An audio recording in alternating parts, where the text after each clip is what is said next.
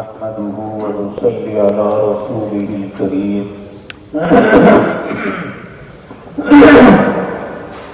أما بعد أعوذ بالله السميع العليم من الشيطان الرجيم بسم الله الرحمن الرحيم يا أيها الذين آمنوا كتب عليكم الصيام كما كتب على الذين من قبلكم لعلكم تتقون. حضرات محترم، روزے کے احکام اور مسائل آپ کے سامنے عرض کر رہا ہوں. گزشتہ مجلس میں سحری کے مسائل عرض کیے تھے کہ انسان کے لیے سحری کتنی ضروری ہے اور اس سحری کی وجہ سے اسے اللہ کی طرف سے برکت جو انعام ملنے ہیں ان کا تذکرہ آپ کے سامنے عرض کیا تھا. دنیا کے اندر اس سے بڑی نعمت، اس سے بڑا انعام کوئی نہیں ہو سکتا کہ اللہ اور اس کے فرشتے اس بندے پر درود بھیجتے ہیں، اللہ اپنی رحمتیں نازل کرتے ہیں. المتسحرین، جو سحری سے روزے کا آغاز کرتے ہیں.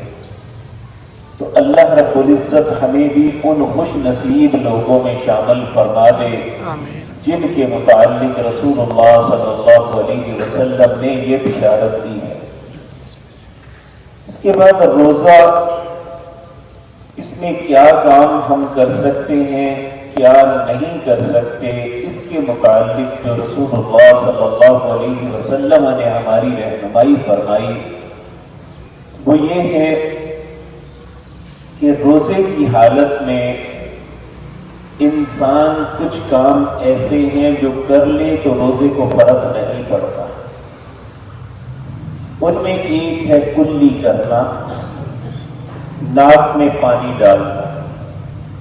لیکن ان دونوں کے متعلق یاد رکھیں کہ وضو یا غسل کے وقت، غسل جنابت کے وقت جو فرض غسل ہوتا ہے اس میں حکم یہ ہے کہ مبالغے کے ساتھ کلی کرنی ہے، یعنی حلق تک پانی لے کے جانا ہے.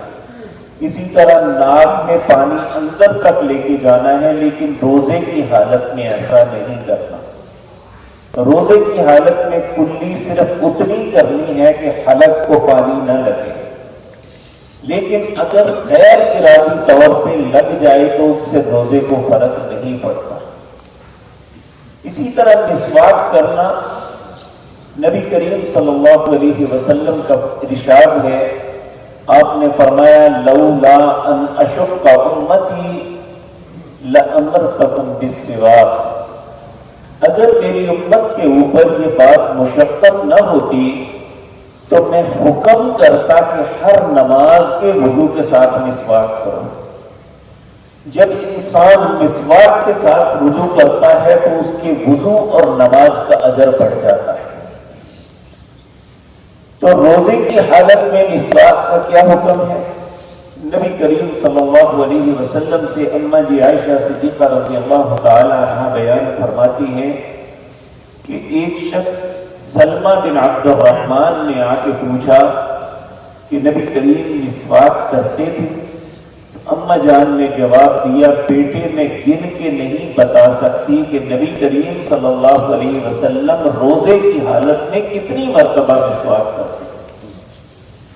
تو یہاں یہ بات یاد رکھیں، بعض لوگ اس بات کے قائل ہیں کہ صبح مسواک کرنے میں کوئی حرج نہیں، لیکن آخری پہر مسواک کرنے سے منع کرتے ہیں، جبکہ اللہ کے رسول صلی اللہ علیہ وسلم سے ایسی کوئی ممانعت ہمیں ثابت نہیں ہے کہ کسی بھی وقت انسان مسواک کرے. بلکہ بعض محدثین نے، بعض لوگوں نے پوچھا کہ نبی کریم صلی اللہ علیہ وسلم نے فرمایا روزے دار کے منہ کی بدبو اللہ کو کستوری سے زیادہ اچھی لگتی ہے، تو پھر ہمیں آخری پہر مسواک نہیں کرنی چاہیے. انہوں نے کہا سبحان اللہ، اللہ کو بدبو سے مراد یہ منہ کی بدبو نہیں ہوتی جو معدے کے اندر سے آتی ہے، وہ ہوتی ہے منہ کو صاف رکھنا. یہ تو ایک فطرتی عمل ہے. اور یاد رکھیے جب انسان نماز پڑھتا ہے, جب انسان اللہ کا ذکر کرتا ہے, تو فرشتے اس ذکر کو سننے کے لیے اتنے قریب آ جاتے ہیں کہ ان کے ہونٹ اور انسان کے ہونٹ بعض اوقات مل جاتے ہیں. تو اس لیے نبی کریم صلی اللہ علیہ وسلم نے فرمایا کہ جب تم مسجد میں 2 پھل کھاؤ تو میری مسجد میں نہ آؤ, ایک لہسن اور ایک پیاز. اسی طرح آج کی سگریٹ ہے, یہ ایسی چیزیں, ان سے اجتناب کرنا چاہیے. اور خصوصاً جب مسجد میں آنا ہے تو ہمارے منہ سے ایسی اسمیل نہیں آنی چاہیے, کیونکہ نبی کریم صلی اللہ علیہ وسلم نے فرمایا جو فرشتے ذکر کو سنتے انسان کے قریب آتے ہیں انہیں اس بات پہ تکلیف اور نفرت آتی ہے, وہ پیچھے ہٹ جاتے ہیں. تو اس لیے یہ مسواک کرنا یہ ایک نظافت کی علامت ہے. آپ دیکھیں ایک مرتبہ نبی کریم کو آپ کی ازواج نے کہا کہ آپ کے منہ سے اسمیل آ رہی ہے. تو جب پتہ چلا اسمیل کس چیز کی ہے, وہ شہد ایک ایسی بوٹی کا تھا کہ جس سے اسمیل آتی ہے. تو نبی کریم صلی اللہ علیہ وسلم کو یہ اتنی بات ناگوار گزری, آپ نے کہا اللہ کی قسم آج کے بعد شہد نہیں کھاؤں گا. یعنی نبی کریم صلی اللہ علیہ وسلم بہت ہی نظیف انسان ہے. تو اس لیے اللہ نے, یہ الگ بات ہے کہ اللہ نے بعد میں کہا کہ آپ کو قسم نہیں اٹھانی چاہیے تھی, کیونکہ جو چیز اللہ نے حلال کی ہے آپ اسے حرام نہیں کر سکتے. پھر اللہ نے کہا قد فرض اللہ لکم تحلۃ ایمانکم, اللہ آپ پہ فرض کرتا ہے کہ آپ اپنی قسم کا کفارہ دیں, شہد کو اپنے اوپر حلال کریں, یہ حرام نہیں ہے. تو یہ بات یاد رکھیں کہ مسواک جو ہے انسان کے منہ کو صاف رکھتی ہے. اس لیے اس کو روزے کی حالت میں مسواک کرنے میں کوئی حرج نہیں ہے, اس سے روزے کو کوئی فرق نہیں پڑتا. اسی طرح انسان کو تکلیف یا بیماری آ جاتی ہے, آنکھ میں دوا ڈالنا, ناک میں دوا ڈالنا, کان میں دوا ڈالنا, اور یہ اتنی مقدار میں ہو کہ وہ حلق تک نہ پہنچے. اگر وہ حلق تک نہیں پہنچتی تو اس میں کوئی حرج نہیں, اس کا روزہ درست ہوگا.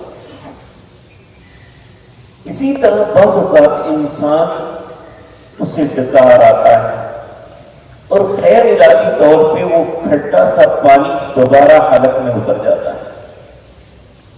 تو تمام ائمہ کرام کے نزدیک اس سے اس کا روزہ نہیں ٹوٹتا. اسی طرح ایک فطرتی عمل ہے, انسان بعض اوقات ٹھیک ہوتا ہے, بعض اوقات اسے وہ جو کھانا کھایا ہے وہ ہضم نہیں ہوتا, اسے قے آ جاتا ہے. اور یاد رکھیں اگر تو قے وہ خود کرتا ہے تو پھر روزہ نہیں رہے گا.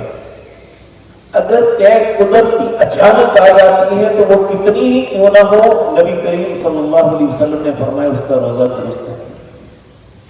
جو غیر ارادی طور پہ کہہ رہا ہے اس سے روزہ نہیں ٹوٹتا. تو اسی طرح غسل کرنے سے, نہانے سے روزے کو کچھ نہیں ہوتا.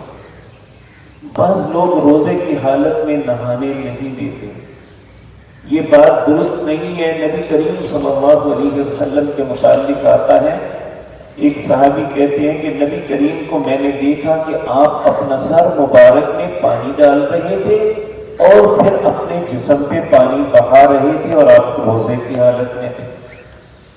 تو انسان اگر غسل کرتا ہے گرمی سے بچنے کے لیے یا اپنی صفائی ستھرائی کے لیے تو اس میں کوئی حرج نہیں, اس سے روزے کو کوئی فرق نہیں پڑتا. اسی طرح اللہ نے امت محمد رسول اللہ صلی اللہ علیہ وسلم پر کچھ ایسی آسانیاں فرمائی ہیں جو پہلی امتوں میں نہیں تھی. جس طرح کہ آج سورۃ بقرہ کی آخری آیات دوسری رکعت میں ہم نے پڑھی ہے, اس میں ایک یہ ہے آسانی، ربنا لا تؤاخذنا ان نسینا او اخطانا، اے اللہ جو کام مجھ سے بھول کے ہو جائے اس کا مواخذہ نہ کرنا۔ اللہ نے فرمایا نعم، نہیں کروں گا۔ اب انسان اگر بھول چوک سے کھا جاتا ہے، کچھ پی لیتا ہے، تو اس کا روزہ درست ہوگا، اس کے روزے کو کچھ نہیں ہوا۔ بلکہ ایک مرتبہ نبی کریم صلی اللہ علیہ وسلم نے ایک شخص کو دیکھا کہ وہ کچھ کھانے لگا تو دوسرے نے اسے ٹوک دیا۔ آپ نے فرمایا تم نے کیوں یاد دلایا؟ اللہ اسے کھلا رہا تھا تو وہ کھا لیتا۔ تو اگر کوئی انسان بھول چوک سے کھانا کھا لیتا ہے یا کھانے کی کوئی بھی چیز لے لیتا ہے اور وہ اس کے حلق میں اتر جاتی ہے، یا وہ پینے کی کوئی چیز پی لیتا ہے، اسے پتہ نہیں چلتا، بعد میں احساس ہوتا ہے کہ میرا تو روزہ تھا، تو انشاءاللہ اس کا روزہ درست ہوگا، اس کے روزے پہ کوئی فرق نہیں، کیونکہ یہ ایک اٹل حقیقت ہے، قاعدہ کلیہ ہے کہ انسان نے اللہ سے یہ التجا کی تھی، ربنا لا تؤاخذنا ان نسینا او اخطانا، اے اللہ جو کام مجھ سے بھول کے ہو جائے تو اس کا مواخذہ نہ کرنا۔ تو اللہ نے کہا نعم، ہاں نہیں کروں گا۔ تو یہ قابل مواخذہ بات نہیں ہے کہ انسان بھول کے چیز کھا لے یا پی لے۔ ہاں اگر وہ ارادہ اختیار سے یہ کام کرے گا تو پھر وہ درست نہیں ہوگا۔ اسی طرح ایک شخص، اب تو یہ ایسا چانس نہیں ہے کیونکہ گھڑیاں موجود ہیں، کوئی آدمی کی پاکٹ خالی نہیں موبائل سے الا ماشاء اللہ، ہر موبائل پہ ٹائم موجود ہے، الارم لگے ہوتے ہیں، ہر چیز کا احساس ہے اور پرفیکٹ وقت کا روزانہ کی بنیاد پہ پتہ چل جاتا ہے۔ لیکن ایک وقت ایسا تھا جب یہ چیزیں نہیں تھی، تو نبی کریم صلی اللہ علیہ وسلم کے زمانے میں ایسا ہوا، بادل آئے، لوگوں نے سمجھا کہ شام ہو گئی، روزہ افطار کر لیا تو بعد میں سورج پھر نکل آیا، تو ایسی حالت میں روزے کی قضا ہوگی، اسے روزہ دوبارہ رکھنا پڑے گا۔ اگر بعض صحابہ کے نزدیک چونکہ یہ غلطی سے ہوا ہے اس لیے اس کی قضا نہیں ہے، لیکن صحیح بات یہی ہے کہ ایسی صورت میں اسے قضا دینی پڑے گی۔ جس طرح کہ میں نے کل عرض کیا، نبی کریم صلی اللہ علیہ وسلم آپ فرماتے ہیں میں سویا ہوا تھا تو دو آنے والے فرشتے آئے، مجھے جو ایک پہاڑ پہ لے گئے، دوسری طرف بڑی خوفناک آوازیں آ رہی تھی، تو جب میں نے جھانک کے دیکھا تو بہت سے لوگ مختلف عذابوں میں مبتلا تھے، تو ان میں کچھ ایسے لوگ تھے جنہیں الٹا لٹکایا ہوا تھا اور ان کے منہ کو چیرا جا رہا تھا۔ میں نے پوچھا یہ کون لوگ ہیں؟ تو انہوں نے عرض کیا یا رسول اللہ یہ آپ کی امت کے وہ لوگ ہیں جو ارادتاً پہلے یعنی وقت سے پہلے افطار کر لیتے ہیں۔ تو یہ وہ چیزیں ہیں جن سے روزے کو فرق نہیں پڑتا۔ اسی طرح تیل لگانا، کنگھی کرنا، اس سے فرق نہیں پڑتا۔ نبی کریم صلی اللہ علیہ وسلم سے اماں عائشہ بیان فرماتی ہیں کہ میں نبی کریم کو روزے کی حالت میں تیل بھی لگاتی اور آپ کی کنگھی بھی کرتی۔ تو یہ ایسی چیزیں ہیں جو بعض لوگوں نے اپنے اوپر بلا جواز حرام کی ہوئی ہے، حالانکہ ایسا نہیں ہے۔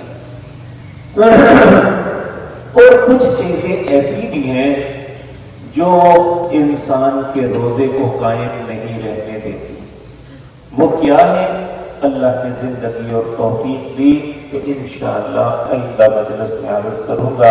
اللہ سے دعا ہے اللہ جو ہم روزے رکھ رہے ہیں انہیں قائم رکھنے کی توفیق عطا فرمائے۔ اقول قولی ھذا واستغفر اللہ۔